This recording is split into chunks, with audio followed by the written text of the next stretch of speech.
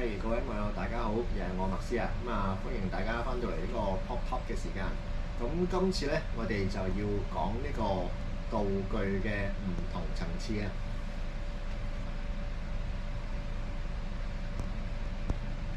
好，道具呢，就以呢佢嗰個製造嘅要求啊，嗰個精細度啊，同埋佢嗰個結構呢，嚟到去分開呢個層次嘅。我哋分開4個層次啦。第一個層次就係影相嘅道具，第二個層次咧就係拍 video 嘅道具，第三個層次咧我哋就係出 con 啦，或者係出 cos 啦。然之後第4個層次啦，就係呢個舞台嘅層次嘅。我哋嚟逐個講下啦。呢個影相層次嘅道具啊，即係我哋最低要求嘅道具層次嚟嘅。呢個係佢呢個層次咧，就係最容易做嘅。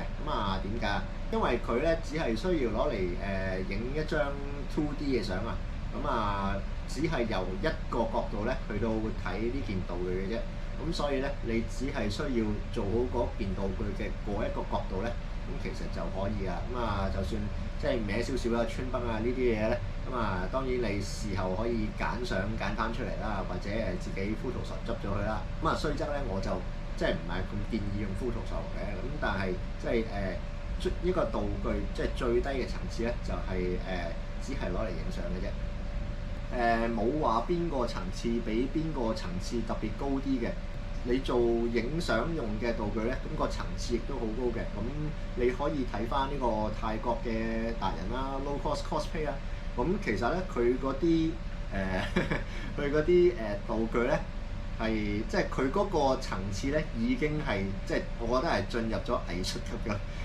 佢嗰啲 low cost cosplay 咧，嗰個層次絕對係高㗎，即係雖則對於嗰件道具嘅要求本身咧就唔高嘅。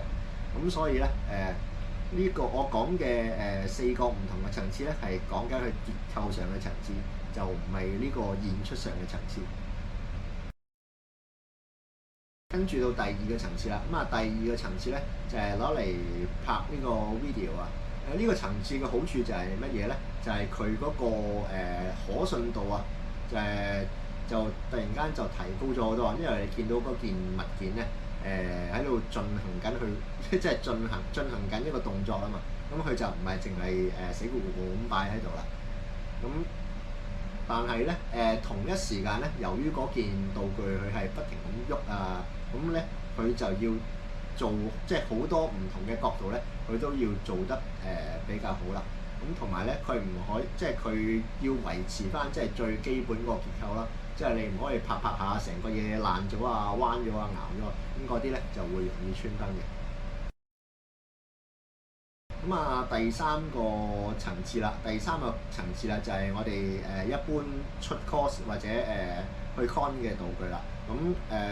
即係當然啦，你做嗰件道具，你每一要完完整整咁樣整好佢啦，同埋有翻咁上下嘅硬淨啦，咁先至可以攞出街嘅。呢個層次嘅好處咧，就係即係無論你由唔同角度去睇咧，咁嗰件道具咧都應該係唔會穿崩嘅。但係啦，你出 cos 嗰啲道具咧，佢即係有機會啦，會同其他人互動啦，即係有啲人可能會多手會搞下你啲嘢啊，又或者你要揸住佢周圍跑啊、周圍揈咧，咁嗰個損傷啊可能會大啲啦。即係對於嗰個結構嘅要求咧，亦都係比呢個 video 更加嚴格啊。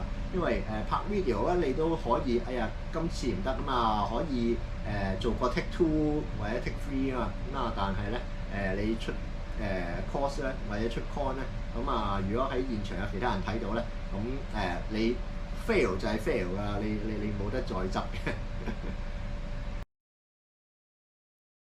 好啦，道具最高規格嘅層次咧，就係我哋所講即係可以舞台使用嘅道具啦。舞台使用嘅道具同我哋平時出 cos 嗰啲有咩唔同咧？尤其是武器類嘅道具啦。你出 cos 咁可能只係攞隻手擺下少少 pose 嘅啫。但係如果你要做一個舞台嘅層次咧，你可能要攞佢嚟做舞台劇，可能係要全力咁揮動，仲要跑住嚟揮喎。咁對於嗰個結構嘅要求就更加大啦。即係同埋你嗰件道具嘅要求可能會更加高啦。咁你嗰個重量唔可以太重啦。如果太重嘅話咧，你自己可能揮幾下咧，個 course 已經崩潰咗啦，唔夠力啦。咁同埋都係用翻刀劍類嘅嚟到做例子啦。咁你可能你嗰把道具要同第二啲嘢嚟到困喎，可能兩把刀劍交擊咁，你兩把刀要困咧，咁你普通出 course 嘅道具係唔會咁樣做噶嘛。對於結構嘅要求啊，就會更加高啊，更加嚴格噶啦。以上咧以上4個咧就係呢個道具嘅層次啊。包括咗影相啦、拍 video 啦、普通出 course 啊、去 con 啊。最高嘅層次咧就係呢個舞台嘅層次啦。喺做道具之前咧，我諗你要諗清楚你嗰件道具係咩用途啦。即係你做好之後再提升嗰個 level 咧，通常咧呢個難度咧都會甚高嘅。可能你由頭 plan 過做過一個唔同嘅 design 咧，可能會更加容易啲添。好，今次就係咁多，多謝各位收睇。